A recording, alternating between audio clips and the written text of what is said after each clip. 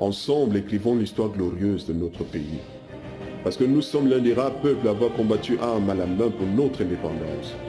Parce que nous aimons souvent dénigrer notre pays, nos hommes politiques, nos icônes, nous n'accordons cette prérogative à aucune autre entité que nous. Parce que notre armée a défendu le territoire national contre l'envahisseur. Parce que nous ne laisserons pas notre pays sombrer dans l'obscurantisme fanatique. Parce que nous sommes Camerounais et fiers de l'être, reconnus comme un peuple doté de patriotisme. Parce que nous avons pris l'engagement, comme nos ancêtres, de défendre notre pays. Parce qu'en préservant la paix et la stabilité, des réalisations ont été faites et beaucoup sont en cours. Construction des infrastructures, amélioration de l'éducation, les emplois créés. Nous ne laisserons pas notre pays sombrer dans le chaos et ainsi perdre ses acquis parce que notre unité est notre seule arme contre toute forme d'oppression. Nous ne céderons même pas un centime de notre territoire à qui que ce soit. Le Cameroun est le nôtre et notre seul bien.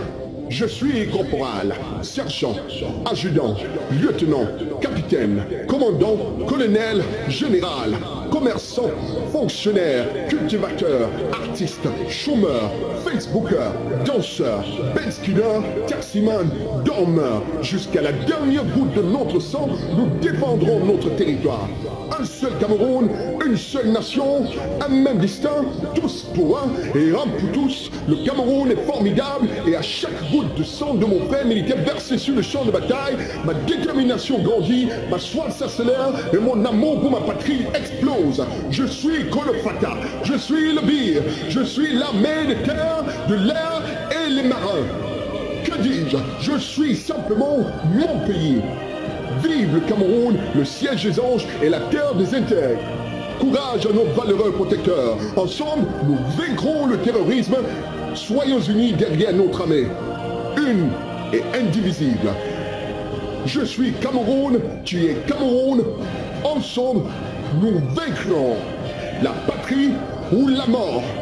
Nous sommes et resterons le Cameroun. Ensemble, écrivons l'histoire glorieuse de notre pays. Aujourd'hui qu'il est.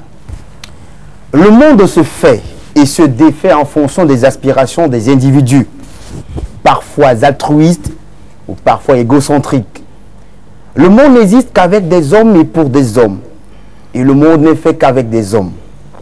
Face à une société foncièrement capitaliste où le capital humain a disparu, nous sommes appelés chacun où se trouve à faire bouger les lignes. Invité spécial, c'est votre programme qui traite des sujets d'actualité, mais qui met en scène des acteurs qui ont fait ou qui font l'actualité, qu'ils soient d'ici ou d'ailleurs. Invité spécial ce jour accueille celui-là qu'on appelle, certains observateurs disent, qu'il s'autoproclame le futur chef d'État du Cameroun. Vous l'avez vu. Et vous savez de qui il s'agit. Jean-Marc Ghost, le président du Parti d'Avril, le président du Parti d'Esprit d'Avril 48, de l'Esprit d'Avril 48. Merci, j'y suis arrivé. Enfin. Avec lui, nous allons essayer de revisiter le climat politique au Cameroun, social et économique, la conception qu'il a du Cameroun. Lui, qui est le futur président du Cameroun, comme il aime à le dire. Salut à vous, président Jean Mangos. Bonjour, mon cher. Recevez mes hommages. Et quand je vous les ai adressés, je les adresse simultanément à vos nombreux téléspectateurs à travers le monde. Merci aussi à vous, président Jean Mangos, d'avoir fait le déplacement dans nos studios d'ABK. Mais pour planter le décor, nous allons essayer de revisiter, voir la pensée de l'homme, dans un exercice qui retrace juste le portrait de l'homme. Suivons ceci.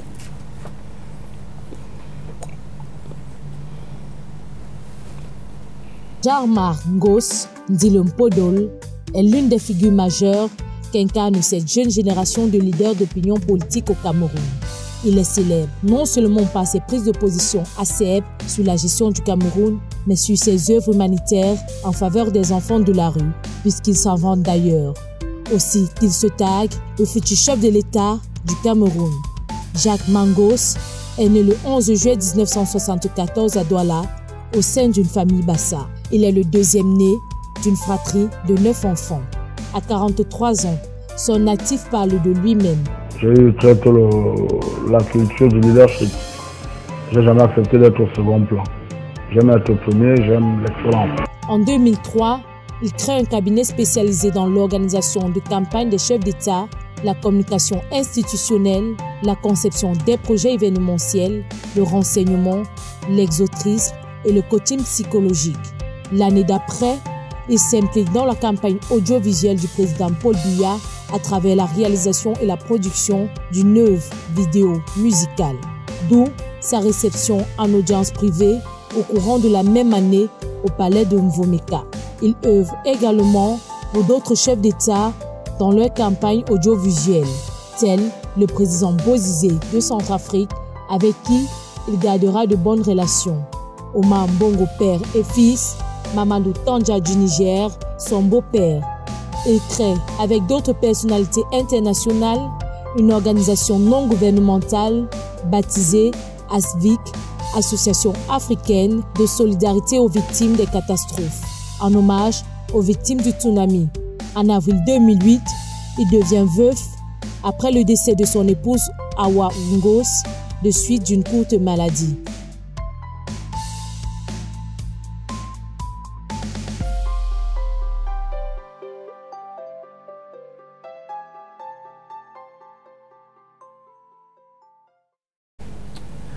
Voilà, président Jean-Marc Gosse, un exercice dont nous vous demandons de faire une appréciation.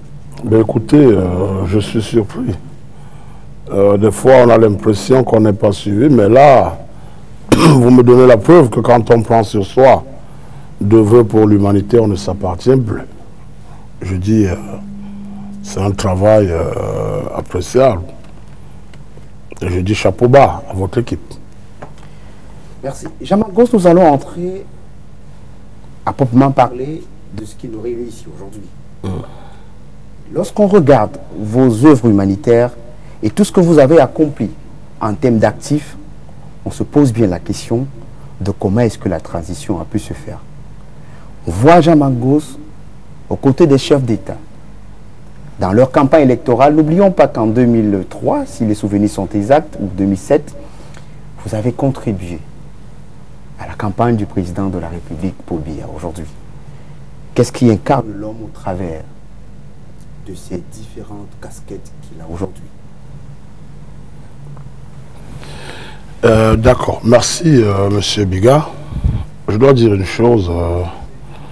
Quand on est jeune, quand on a appris à se dépasser, quand on a appris à marcher sur la voie noble de l'effort, on a des ambitions, on a des rêves, on les caresse et on se dit pourquoi pas. Et quand on est une personne qui s'appelle Jean-Marc Gosse et qui n'a pour seule limite que le ciel, ben écoutez, on fonce sans réfléchir. C'est en 2004 que je dis on est à l'aube d'une campagne électorale. Je fais longtemps dans l'humanitaire. Je faisais depuis le 6 novembre 1998 dans les œuvres caritatives, à travers les restaurants de cœur, les équipes de football, les équipes médicales. Et en tant que jeune à cette époque, j'ai un rêve, celui d'être nommé conseiller spécial à la présidence. Quoi de plus noble que voir mon talent être reconnu?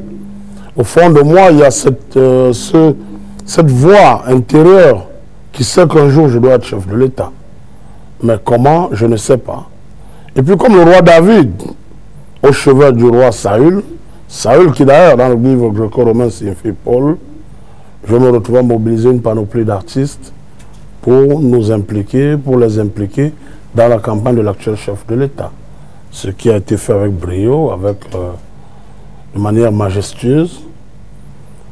Ben, plus tard, constatant que voilà, mon talent n'était pas considéré à sa juste valeur, j'ai décidé de montrer donc que je savais faire ce que j'avais fait et que ça n'avait rien d'anodin ou d'essayiste. Je vais donc aller en Centrafrique et j'avais... C'est une aventure que vous allez en Centrafrique? Non, non. On a toujours, quand vous êtes un homme public, vous avez toujours des entrées à gauche, à droite, les portes s'ouvrent. C'est ça, la plus grande richesse, et je tiens à le dire aujourd'hui à la jeunesse, la plus grande richesse se trouve dans les relations. Il y a toujours Jacques qui peut vous présenter à Georges, et ainsi de suite. Georges qui vous présente à Alain, et puis quand vous êtes quelqu'un d'assez honnête, d'assez cohérent, d'assez loyal, parce que je dis, l'intellectualité vulgaire, la loyauté rare, ben écoutez, vous ouvrez les portes sans grande difficulté. Donc je me suis retrouvé en Centrafrique, effectivement. J'ai refait en Centrafrique ce que j'avais fait une année avant au Cameroun. Et Dieu merci, ça a été récompensé, reconnu. Vous avez été reçu par... J'ai d'ailleurs reçu ici à Douala à l'époque la famille présidentielle en vacances chez moi, à ma résidence à Bonabéry. Et on est devenus très proches. Donc, je dis simplement, quand on veut dans la vie, on peut. Je l'ai expérimenté par moi-même. Et là, il va arriver en décembre 2005, la catastrophe du tsunami. Alors, avec l'ambassadeur Zéphé, qui était le doyen du corps diplomatique à l'époque, avec son Excellence Albert Roger Mila, Madame Marie-Louise Foué, avec Madame Christine Peffer, la sœur de du ministre Grégoire Rona, avec le ministre Marie-Madeleine Fouda. Un grand journaliste aussi également qui était de la partie. Polycarpe Somba. Nous allons donc lancer Asvict avec une grande conférence au Hilton. Et on a produit une œuvre en hommage aux victimes du tsunami qu'on a offert à l'ONU à travers son agence et sa haute représentante, Mme Patricia de Maubré à Yaoundé, à l'époque. Donc, je l'ai fait. Et là, en 2006, il va arriver un événement qui va basculer, faire basculer ma destinée. C'est le décès de ma mère qui était, j'ai envie de dire, ma première conseillère, mon premier soutien. Vous en avez souffert, vos proches l'ont dit. Ah, ben écoutez, hein, ça n'a pas été facile, mais bon, Dieu est grand, la mort marque toujours le commencement d'une nouvelle vie. Et là, parti au Niger, au Bénin, pour regarder un de mes navires, je me retrouve, sur l'invitation d'un ami, à traverser la frontière à Malanville. Et puis là, j'entre au Niger. On va aller jusqu'à Niamey, où, par la force du destin... Vous faites une très belle rencontre. Je rencontre la fille adoptive du président Mamadou Tandja, Awa Lolodje, qui était la femme la plus puissante du Niger. Et on va se marier en 3 jours. Mais on s'est vu mercredi soir, jeudi on m'a reçu à la présidence, vendredi je l'ai doté, samedi on s'est marié. Et c'est tout Niamey qui était là, on n'avait jamais eu un tel mariage. Un arrangement ou un élan du cœur? C'était les cœurs qui se sont croisés par rapport à vos ambitions politiques? C'était la rencontre prophétique. Vous savez, il y a souvent sur la voie, la route du destin, des événements qui arrivent comme ça, qui dépassent l'entendement du mortel. On dit en anglais, God's will is the best will of life. Ça veut dire, la route de Dieu est la plus belle route de la vie. Quand vous vous laissez guider par Dieu, parce qu'il y a des grégores, il y a des entités majeures au-dessus de nous. Et ces entités sont telles qu'elles vous guident, elles vous orientent. Vous ne les voyez pas. Mais quand vous êtes un homme averti, quand vous êtes un initié, vous pouvez pressentir les choses. Et les incrédules, et là, être le malheur de l'incrédulité de l'humain, c'est souvent de croire que ce qu'il ne voit pas n'existe pas. Voilà ce que je pouvais vous dire jusqu'à cet épisode-là. Mais on vous voit quand même très actif à un moment donné aux côtés de certains chefs d'État. On parle d'Omar Bongo, le père et le fils. On parle de Mamadou Tandja, on parle de la famille Bozizé. Comment est-ce que cette intégration a pu se faire? Parce que vous avez abordé le volet de la communication avec ces chefs d'État. Vous avez, à un moment donné, blanchi un peu leur image. On voit d'ailleurs que le président Goss ne s'amuse pas et ne blague pas avec son image. Qu'est-ce qui vous y a motivé pour aller? Est-ce après ça que vous avez eu des véritables intentions à devenir ou à aspirer à devenir un futur chef d'État du Cameroun? Ou c'est, comme vous le dites, une prophétie? Vous savez, on dit souvent les oiseaux se baladent par plumage. Vous ne verrez jamais un aigle se balader aux côtés d'un moineau. Vous ne verrez pas un hibou se balader aux côtés d'un pique-bœuf. Vous ne verrez pas un vautour se balader aux côtés d'un aigle, et ainsi de suite, et ainsi de suite. Vous ne verrez pas manger 1000 êtres amis avec un aigle. Donc je dis, quand vous êtes prédestiné à la royauté, prédestiné à la gestion humaine, ben, la nature, les forces célestes ont leur manière à elles de vous accoquiner avec le pouvoir, de vous préparer. Je dirais tout simplement ça comme ça. Il y a dans votre parcours des œuvres qui nous marquent, naturellement celles qui concernent le volet humanitaire, aux côtés des enfants de la rue. D'où vient votre attachement à cette cause des enfants de la rue? Vous savez, une vie comme la mienne, une destinée comme la mienne est souvent va au-delà de l'entendement du mortel, je l'ai dit tout à l'heure. Ceux qui me connaissent, mes camarades de classe savent de moi que j'étais toujours premier de ma classe. Ils m'écoutent, ils le savent. J'avais horreur d'être deuxième, j'aimais toujours être premier. Mon père, M. Ngoz Félix, était directeur de la SNEC. À l'époque, en Consamba, c'est lui qui va abriter le congrès unitaire de l'UPC en 91. Ndé Toumazan, Chumbangwanke, Etienne Soman, Augustin Frédéric Kodok, Maïmatib, tout ce beau monde, c'est chez nous qu'il bouffait en Consamba. Et à l'époque, je me rappelle, un dimanche, j'étais tout jeune, le préfet de l'époque, Enamé Samson, qui est devenu après, je crois, questeur à l'Assemblée ou secrétaire général, je crois, va arriver à notre résidence au quartier en Consamba, en face de la maison du parti, avec le duplex là. Il dit qu'il est venu parce qu'on lui a coupé de l'eau, il n'a pas d'eau chez lui. C'était juste un prétexte, il a trouvé les UPC, c'était rempli dans la cour. Et après ça, bon, je pense que mon père a été fiché par les services de renseignement généraux. Alors, Sankara disait honneur et gloire à tout enfant qui va plus loin que son père. Donc quand j'ai terminé mes études, je rentre dans la musique, j'écris mon premier roman en 3e, Destin. J'ai encore le manuscrit aujourd'hui dans mes tiroirs. J'écris des scénarios, j'écris Force X sur Terre, Détruire et mourir pour l'amour. J'écris plein de films. À l'époque, je suis à 2 doigts de travail avec Spike Lee et Steven Spielberg. J'avais de fabuleux scénarios. Vivre et mourir, détruire, vivre et mourir pour l'amour. Je me rappelle, j'avais 150 chansons. Alors, mon rêve, c'est d'être une pop star aux États-Unis. J'ai un chignon, des boucles d'oreilles, je m'habille en baggy avec de grandes heels. Ça, c'est mon rêve. On a d'ailleurs fouillé ces images, on les a pas vues. Vous ne les verrez nulle part. Parce que pendant longtemps, j'ai refusé la photo. Pendant longtemps, vous voyez, j'ai une petite déformation que j'ai eue là. C'est du fait de la rougeole. J'ai été frappé de rougeole à 1 mois et demi. Alors, durant mon enfance, elle est revenue. 1 mois et demi plus tard, j'avais 3 mois. Elle m'a paralysé tout un côté du corps, la rougeole, et c'était les sorciers, parce qu'ils avaient vu l'étoile, il fallait étouffer. Mais le paradoxe, aujourd'hui, dans mon histoire, veut que voilà, les sorciers m'aient tué, et que mon grand-père, Léné d'Albert, qui était le vice-président des sorciers d'Afrique, l'un des plus grands sorciers que l'Afrique n'a jamais eu, que c'est lui qui m'a réveillé. Donc, il va donc aller en brousse, il va prendre des écorces, il va m'en mettre partout, et puis à minuit 00, je vais éternuer, je reviens à la vie.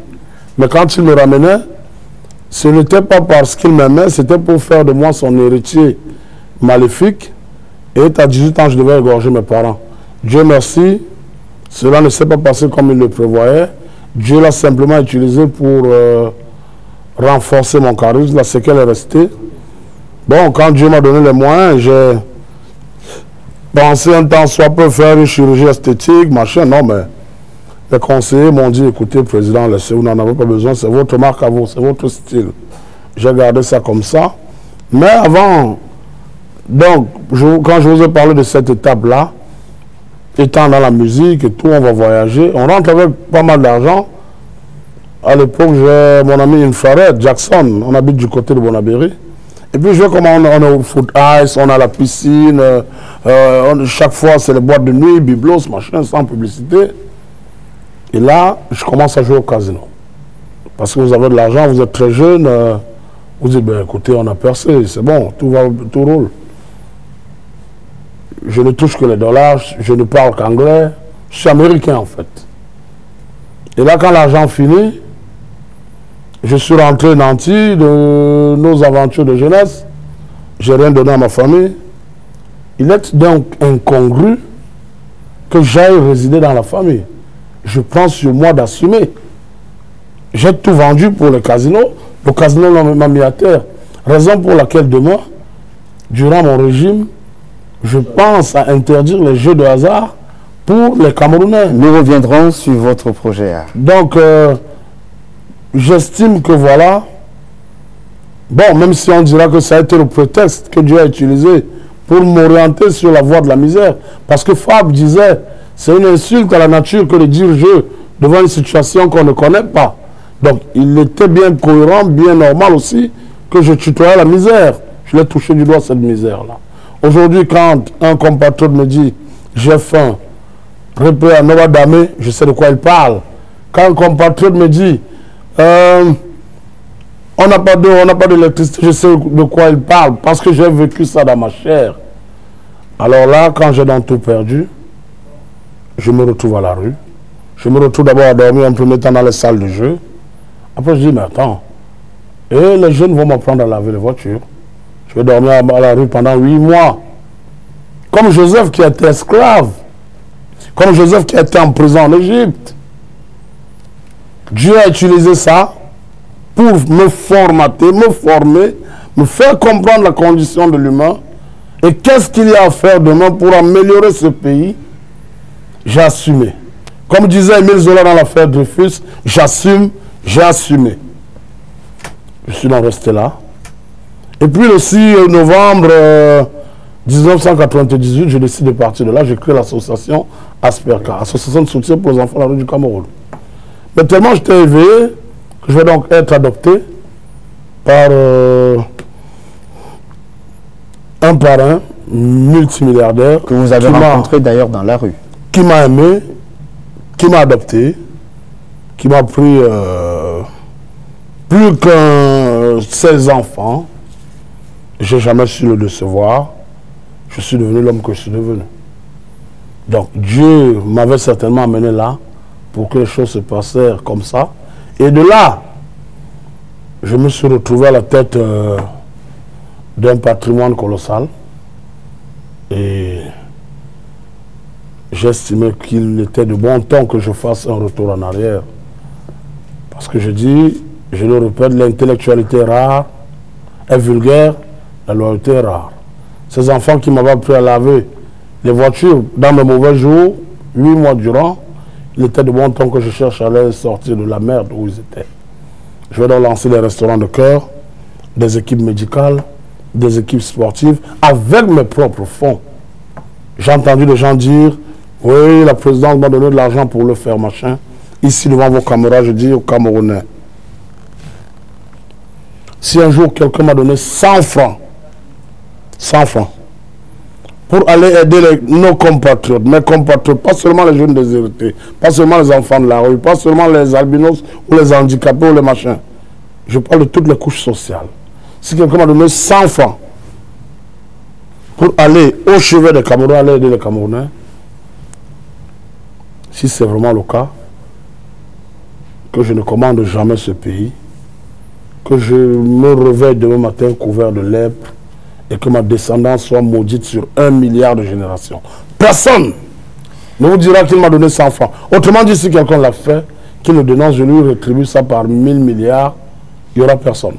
Je suis tout simplement philanthrope. J'estime que chaque fois on prend sur soi de sauver les autres, on se sauve soi-même. Même si quelquefois il y a des abus, il y a des menteurs. Je ne compte pas combien ils viennent me dire, ma maison brûle déjà, ma femme a accouché, elle n'a pas accouché. C'est des histoires à dormir debout. Quand tu donnes de l'argent, tu te rends compte que c'était une arnaque. Mais pendant qu'ils pensent m'avoir arnaqué, puiser 100 milliards de conteneurs à la mer, vous n'assécherez pas la mer. Je suis dans ma destinée, je joue mon rôle dans l'univers. Président, sauf que quand on va parfois à la chefferie, on ne rentre jamais les mains vides. On ne sait pas ce qui s'est passé en 2003, lorsque vous avez rencontré peut-être le chef de l'État, et vos actions par la suite peuvent à souhait peut-être motiver cette pensée. Je vais vous dire. Je veux arriver pour poser la véritable question. En fait, vous parlez beaucoup plus de religion, de la croyance en Dieu, et bon nombre de choses, vous citez les Saintes Écritures, mais vous êtes fortement entré dans la tradition. Est-ce que religion et tradition sont assez contradictoires? Ou ça va de soi? Parce qu'on ne comprend pas aisément comment est-ce que vous parlez en même temps de la Bible et en même temps vous ayez des pensées purement traditionnalistes et africaines. Vous savez, la parole dit, vous connaîtrez la vérité vous affranchira. Quand on a franchi, on n'est plus esclave. Quand on a franchi, on est libéré. On est d'accord? Alors, quand vous partez du principe selon lequel au commencement était la parole était avec Dieu. Dieu était la parole. Et la parole s'est faite chair afin que tout devint manifeste. Jésus est le premier-né. Oui, mais il est le premier-né. Pourquoi? Parce que Dieu a enfanté, parce que Dieu a une femme qui est l'épouse de Dieu qui enfante Jésus. Non, ne faites aucune représentation physique des choses mystiques. Jésus est tout simplement la parole de vérité. Il est l'amour. C'est pour ça qu'il dit là où 2 ou 3 sont réunis à mon nom, je suis là. Aujourd'hui, je porte le nom de Jamal Mokhtar. J'ai resté le Ashadu an la ilaha illallah wa Ashadu anna Muhammadan Rasulullah. Je suis musulman. Mais il faut bien être quelque part. Mais in fine, à la fin, je suis un tout. Je suis musulman, je suis catholique, je suis bouddhiste, je suis témoin de Jéhovah. Je suis tout ce que vous voulez. Mais à la fin, je dois rester amour. Parce qu'en Jésus, il n'y a pas de circoncis et d'incirconcis. La circoncision consiste à n'aimer que ceux qui sont autour de soi, ceux qui voient comme nous. La circoncision, c'est l'intolérance. L'incirconcision, c'est aller au-delà de ces chaumières, au-delà de la barrière. Aimer ceux aussi qui sont ailleurs. Vivre avec les différences. Et avec Jésus, c'est l'incirconcision qui doit primer. L'incirconcision, c'est quoi? C'est aime ton prochain comme toi-même. Et là, tout s'accomplit. Alors, il a donc dit, il n'est pas venu tout abolir, il est venu tout accomplir. Et tout s'accomplit dans une seule parole. Je répète, aime ton prochain comme toi-même. Quand on parle donc de ce principe-là, et qu'on arrive à comprendre qui est donc Jésus, qu'on comprenne que Jésus n'est pas ce mec barbu avec la longue robe, pour lequel le monde s'entre-déchire aujourd'hui, les autres estiment qu'il est blanc, non, on est noir, il est juif, il n'est pas ceci, il n'est pas cela, il est arabe, il était noir, il était éthiopien. On crée des débats cons. Les Saintes Écritures sont quelquefois des métaphores, juste pour illustrer un message spirituel que Dieu nous passe. Alors, quand je l'ai compris, quand je suis déjà un être affranchi, pourquoi devrais-je avoir des difficultés à adorer les traditions de mes ancêtres? Je ne trouve pas d'incohérence. Tradition rime bien avec religion aussi longtemps qu'on est dans l'amour. Parce que l'amour, permettez-moi, c'est voir en l'autre soi-même. Et dans notre tradition, nos arrière-grands-parents, avant que les colons n'arrivent avec les Bibles, les Corans et tout ce que vous voulez, ne me dites pas que nos grands-parents qui mouraient à l'époque mouraient dans l'immoralité, puisqu'ils savaient tous que je ne devais pas coucher ma fille, je ne devais pas faire à autrui ce que je ne veux pas qu'on me fasse, je ne pouvais pas tuer mon voisin et me bouffer sa chair humaine. Le village était régulé, les féodalités étaient régulées, tout était organisé. On n'attendait pas forcément la prêche du dimanche ou la prêche du muezzin, l'appel à la prière du muezzin pour se dire un être suprême quelque part. Abraham a vécu par la foi. Il n'a appartenu à aucune religion, il n'a appartenu à aucun culte. Moïse a vécu par la loi. Il n'a appartenu à aucun culte. Josué a amené les enfants d'Israël à la terre promise. Il n'a appartenu à aucun culte. Jésus est venu amener les enfants de Dieu à la libération, à l'élévation par le Saint-Esprit et à la promotion de l'Esprit Saint. Il n'a appartenu à aucun culte. Nous devons nous élever au-delà de l'œcuménisme. L'être humain, le monde, le Cameroun de demain doit vivre au-delà des chapelles religieuses. On doit se dire qu'on peut être un homme de Dieu sans forcément être un homme de culte. On peut être un homme de culte sans forcément être un homme de Dieu. Donc je ne vois pas d'incohérence entre la religion et les traditions. Je suis un être libéré et Dieu sait si bien faire les choses. Depuis le roi David, je suis, dès mon accession au trône, je vais être le premier chef après David à avoir été psalmiste. J'ai rédigé 6 psaumes, personne ne l'a plus jamais fait depuis David.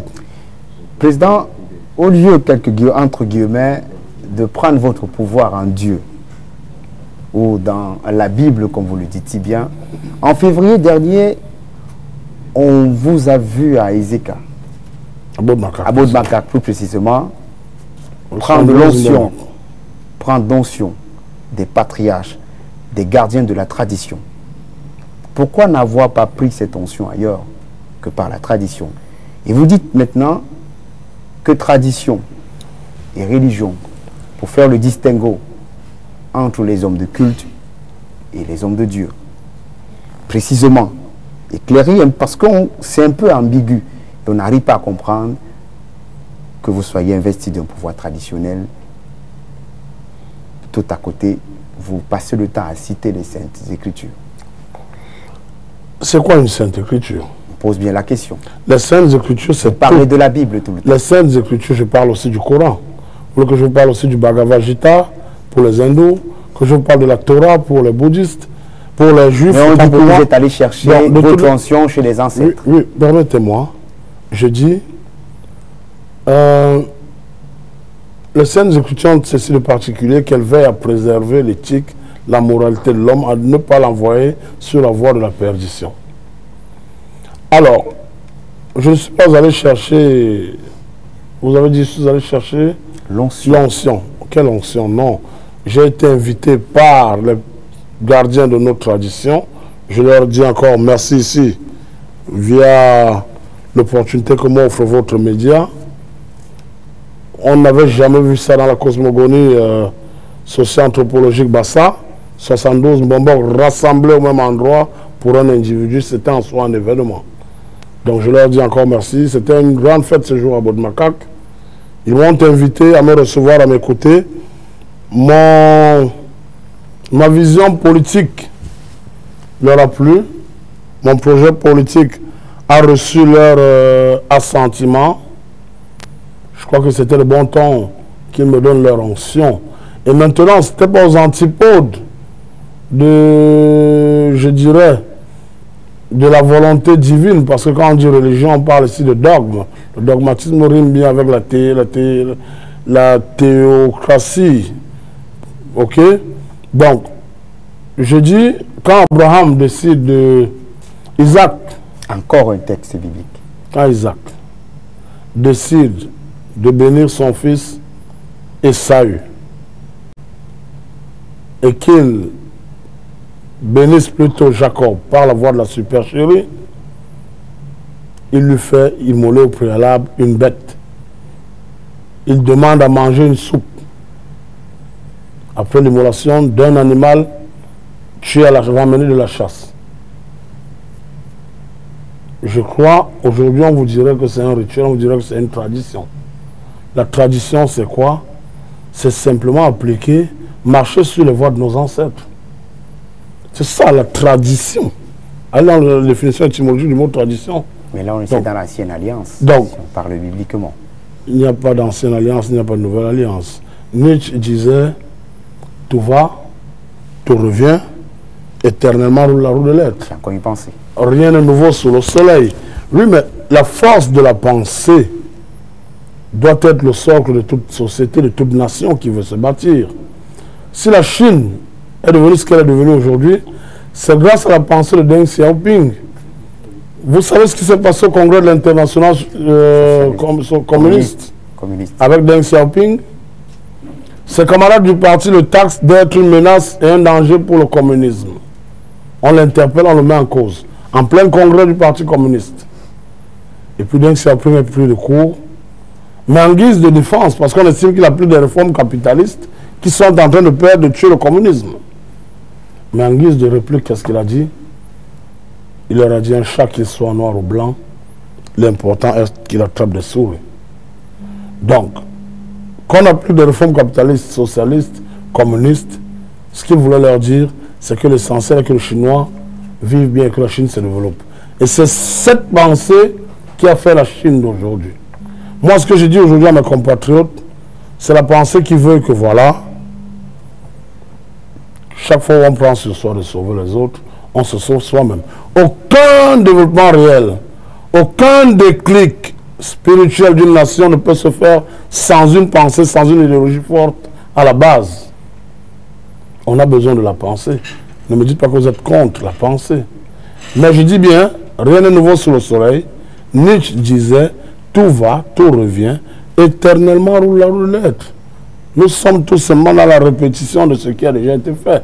Autrement dit, rien n'est nouveau sous le soleil. Voilà, nous avons abordé avec le président Ghost la première partie de cet entretien où on a découvert la pluridisciplinarité de l'homme. N'oublions pas aussi que c'est un polyglotte. Il parle couramment français et anglais, avec d'autres langues, l'espagnol, le latin, un peu le latin. On fait fi de cela aujourd'hui. Voilà, il a aussi fait du chinois, de l'arabe aussi également, vous avez appris, parce que vous lisez couramment le Coran, en récitant certaines sourates. Mais nous allons entamer la deuxième partie, mais bien avant, on va prendre ce petit reportage qui nous présente un peu l'action politique de l'homme, et on revient après pour prendre la deuxième partie. La succession de Paul Biya est envisagée, et le troisième président du Cameroun connu. Il va sans dire, tels sont les propos tenus par Jean Mangos, le fondateur du parti de l'Esprit d'Avril 48. Son idéologie, sa vision, se base sur la création de l'État d'Israël et celle de l'Union des populations du Cameroun par Ruben Umniobe. La politique du quarantisme se définit comme une œuvre existentielle stigmatisant l'égoïsme et les aspirations égocentriques collectives dues à l'omnipotence mercantiliste et perte des valeurs humanistes.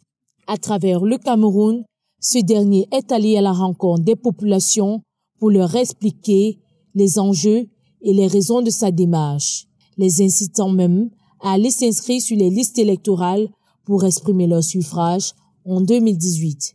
Le PEA 48 s'est mis aux côtés de certains partis politiques au sein d'une plateforme dénoncée G18 pour faire face au front du RDPC. Son action s'étend au fil des jours car la politique pour lui est une affaire d'élus. Merci. Si vous venez de prendre ABK en marche, vous êtes bien sûr invité spécial. Et invité spécial de ce jour, c'est Jean Mangos, le président du PEA 48. Le nom qu'on lui attribue, il aime bien qu'on le dise, le Mpodol. Le Mpodol a les aspirations politiques, le Mpodol s'autoproclame pour les uns et on le traite même de prétentieux. Président Jean Mangos, vous êtes prétentieux à dire que vous êtes le troisième président de la République tant que l'actuel est encore en fonction. N'est-ce pas une pension peut vous traiter, par exemple, si ce n'est pas excessif, de démon? Ben écoutez, ceux qui traitent ma posture idéologique de démon, ben, dans la démence est le chemin même du savoir. Lisez la Bible dans Marc 3, verset 21. La famille de Jésus est venue pour le saisir en disant qu'il était hors de sens. Donc quand on est hors de sens, ça veut dire qu'on est dément. Et je dis, Socrate disait connais-toi toi-même. Aussi longtemps qu'on ne prend pas conscience de sa destinée, qu'on ne sait pas qui on est, on continue à tourner en rond tel un disque. Alors, il est important de prendre conscience de sa destinée, de tutoyer sa destinée et d'entrer dans la peau de son personnage. Aux côtés de ça, il faut du réalisme. Il faut être réaliste. Quand vous voyez un homme doté de tous ses sens, un homme pragmatique, quelquefois même très incrédule, vous dire je suis le prochain chef de l'État, c'est qu'il a bien une mesure quelque part, une unité de mesure qui lui permet de l'affirmer. De toutes les façons, quand un aveugle promet de vous percer la tête, si vous êtes doté d'un peu de bon sens, vous faites 3 pas en arrière et vous dites mais pourquoi il parle de me percer la tête alors qu'il ne voit pas? Ça s'appelle le bon sens. Mais si vous riez aux éclats, il va se passer ce qu'on appelle la localisation sonore. Il vous localise et vous perce la tête. Vous nous en prendra personne d'autre qu'à vous-même. Vous êtes un peu idiot.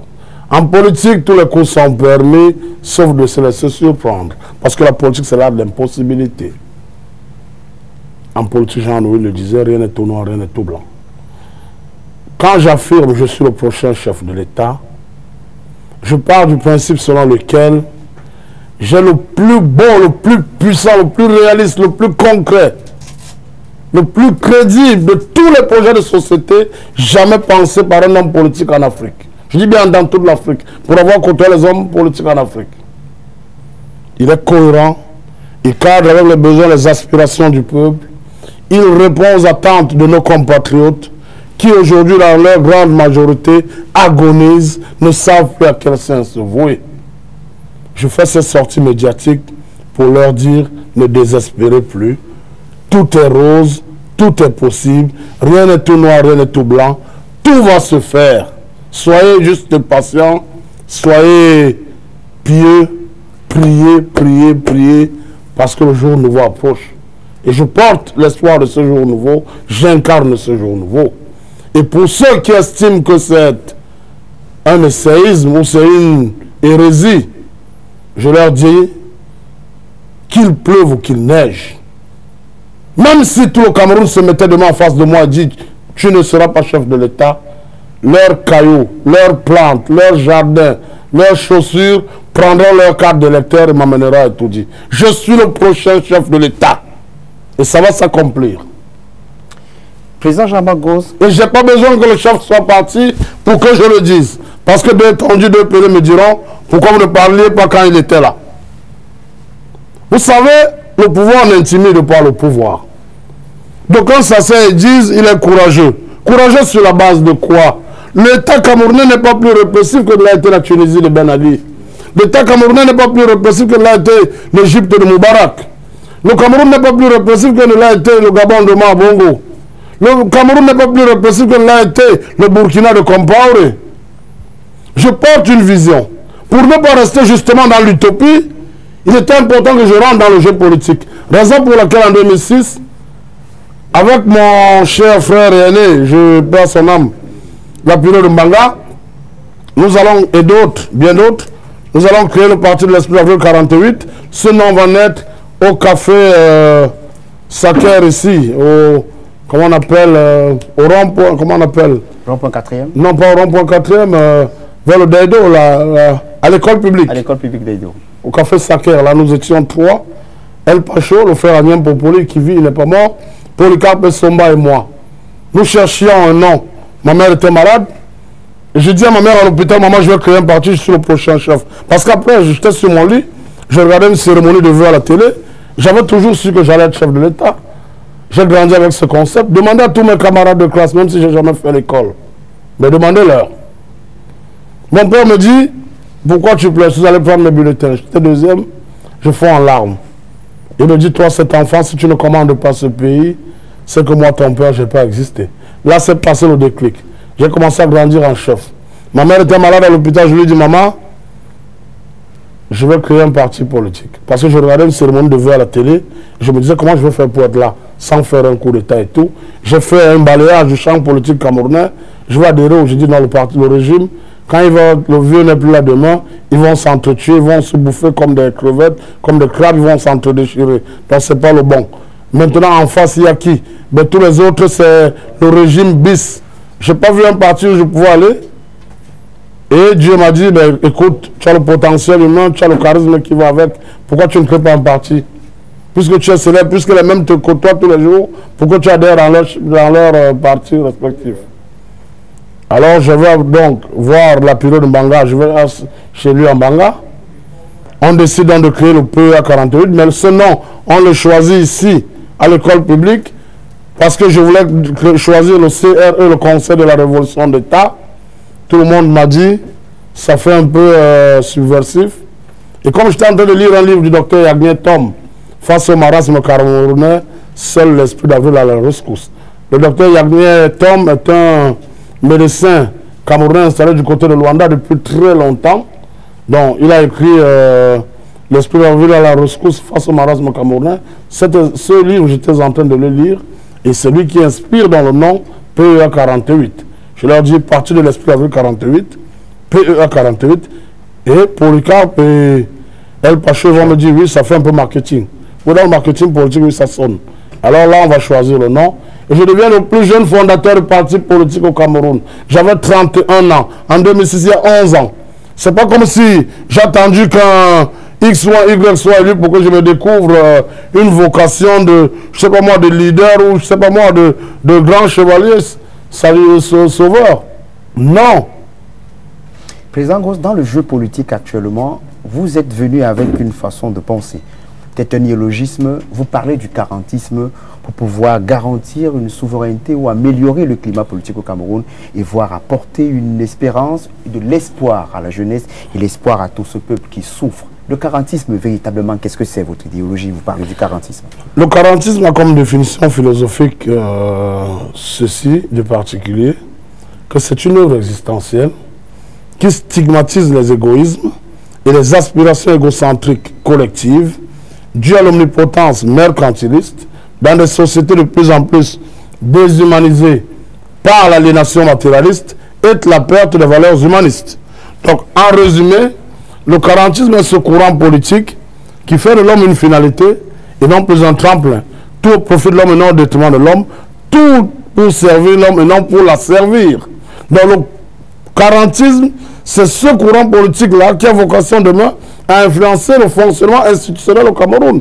C'est pour ça que dans notre réforme étatique, parce que nous parlons de revoir la forme de l'État, nous parlons par exemple d'instaurer le CNDT, le Conseil national de tradition, qui sera la chambre basse du Parlement, en remplacement de l'actuel Parlement qui lui devient la chambre haute, en remplacement du Sénat qui est budgétivore et que nous allons suspendre. Nous allons dissoudre. Donc voilà des concepts comme ça.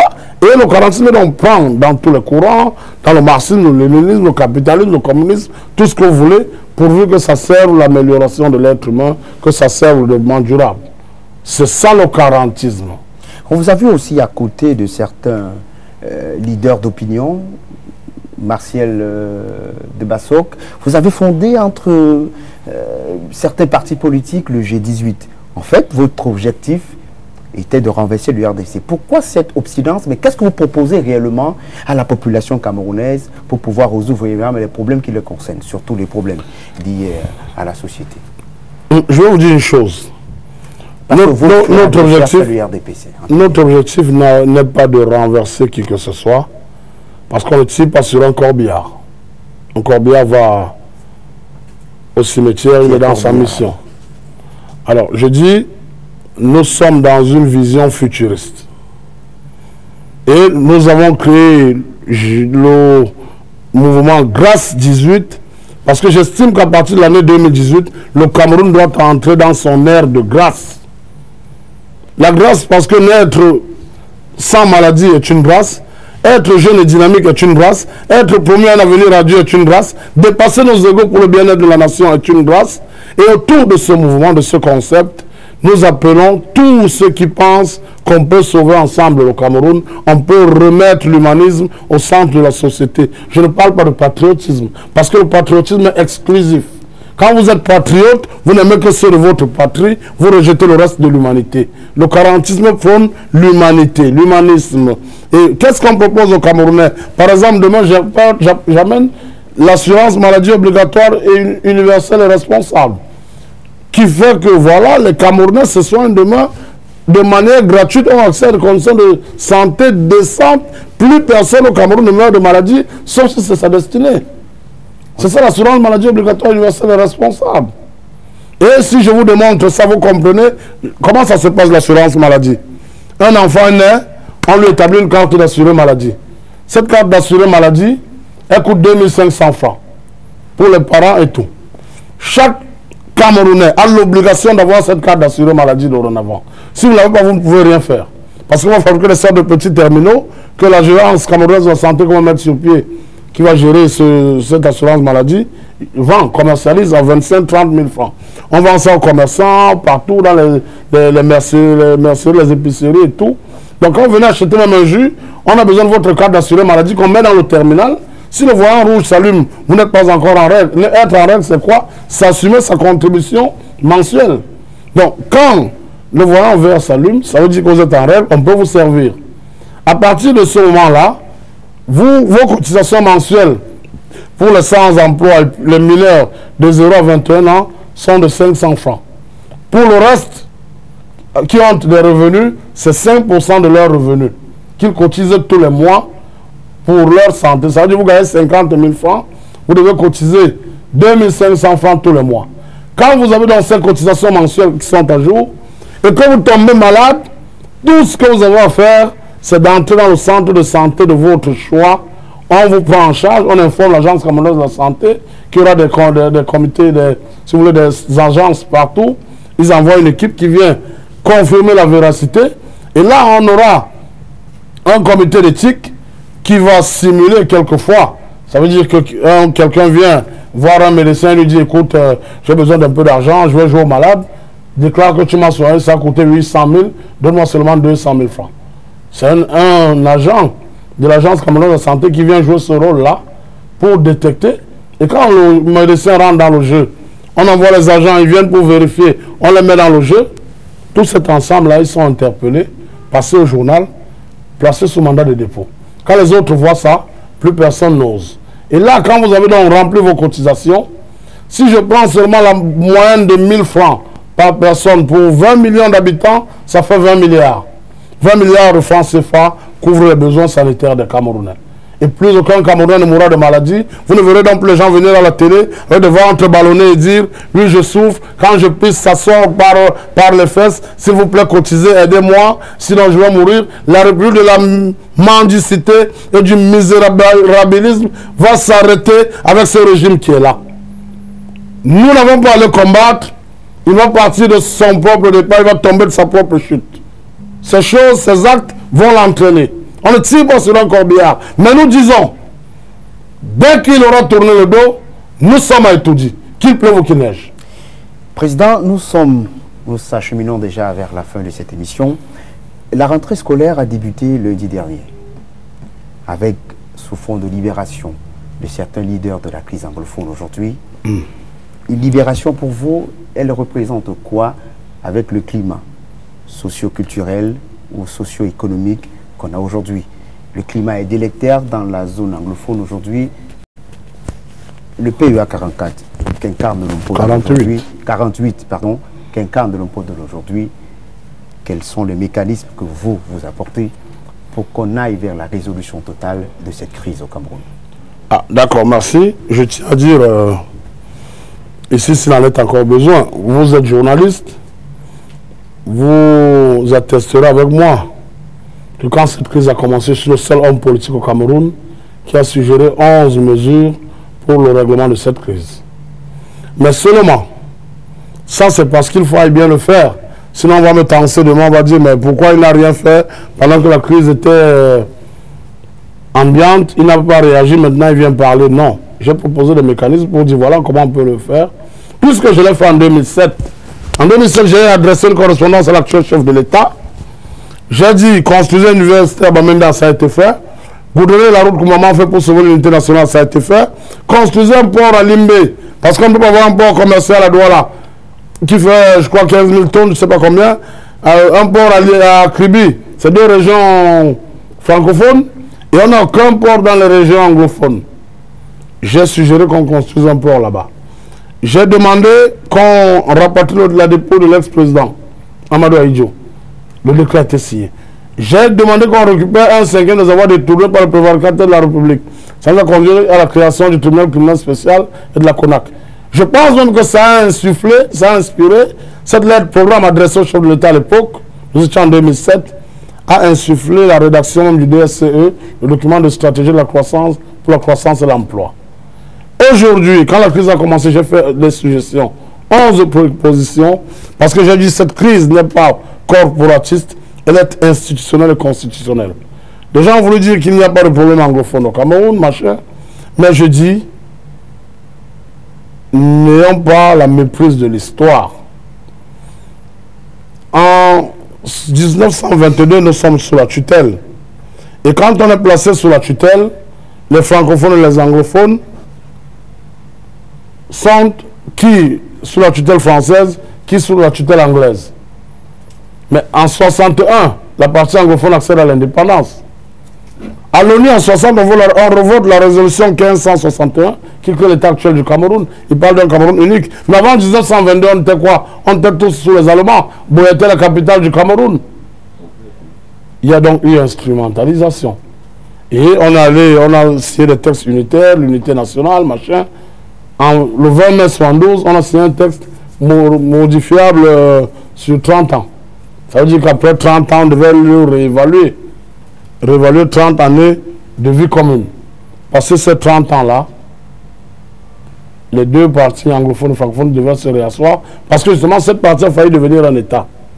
Et pour régler ça, j'ai apporté des propositions concrètes. C'est d'ailleurs ces propositions que je présente à nos compatriotes le 13 septembre qui approche, parce que je profite de votre tribune pour inviter tous nos nombreux compatriotes à se rendre massivement le 13 septembre à 15h30 au stade SICAM, voir ce que j'ai envie de dire, la tempête, le tsunami politique dans le champ politique camerounais, du jamais vu.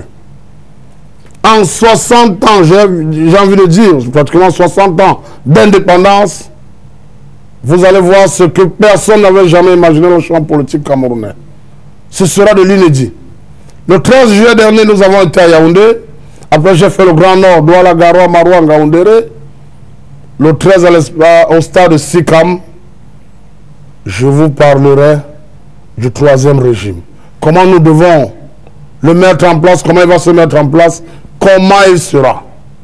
Et je présenterai les 11 mesures pour sauver l'unité nationale. Le 16, je suis à l'esplanade du marché en Konsamba. Le pays vous appelle, chers patriotes. Ensemble bâtissons le Cameroun d'abord. Parce que je dis aux vaillants patriotes, la patrie reconnaissante. Si ce n'est pas nous, c'est qui? Si ce n'est pas maintenant, c'est quand? Si ce n'est pas ici, c'est où? N'écoutez pas les sirènes du pessimisme qui vous disent on va vous tuer, on va vous arrêter. Nos pères fondateurs ont donné le leur sang pour ce combat-là. Il n'y a plus de mort dedans. Plus aucun Camerounais doit perdre la vie pour des questions politiques. Parce que quand un Camerounais tombe, c'est un drame. Quand plusieurs tombent, c'est une catastrophe. Vous avez trop pleuré, un nouveau jour doit naître. Et il nous appartient, nous, jeunesse du Cameroun, de prendre nos responsabilités. Et le parti L'Espoir 48, qui est le plus jeune parti, ou alors j'ai envie de dire, qui est géré par le plus jeune fondateur du parti politique au Cameroun, vous invite à cette œuvre titanesque. C'est l'héritage de nos pères fondateurs, sachons ensemble le valoriser. Que Dieu bénisse le Cameroun, qu'il vous bénisse. Merci. Le message est passé, le président en a profité pour faire une annonce officielle. Nous allons conclure cette émission, président, sur une note de musique. Un artiste que vous aimez bien, on va écouter en 10 secondes très rapidement. D'accord.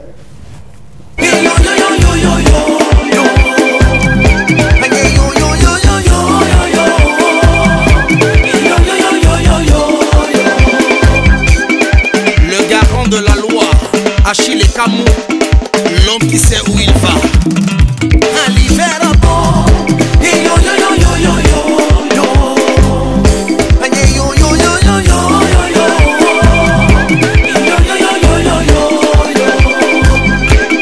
Voilà le beat.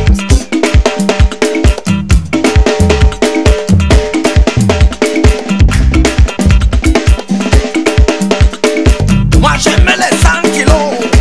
Les 100 kilos. Moi